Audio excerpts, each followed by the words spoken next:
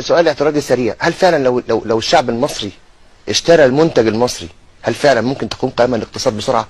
السؤال ليس له موضع في الأسئلة لسبب بسيط، لا يوجد منتج مصري. خلينا نتكلم. لا يوجد منتج مصري؟ طبعا. أنا النهاردة حضرتك أو أنا أو أي حد تاني، أنا من الممكن إن أنا أقوم بإعطاء الزكاة لحد، إنما لما تيجي تقول لي اشتري المنتج المصري اللي هو أغلى واللي هو أقل كفاءة وأقل في الجودة علشان انا بحب مصر، وما تقولش ايه اديتنا مصر قول هندي ايه لمصر، هبقى بضحك عليك وبضحك على نفسي. تمام. يبقى انا الاول ان انا اعمل لابد، ما هي دي بقول لحضرتك هي دي الاداره السليمه للموارد. ايه تمام. هي ان انا اقوم بتصدير المنتج المصري للمصري اولا، اصدر للمصري داخل. انت عندك محلات هنا مكتوب عليها بواقي تصدير.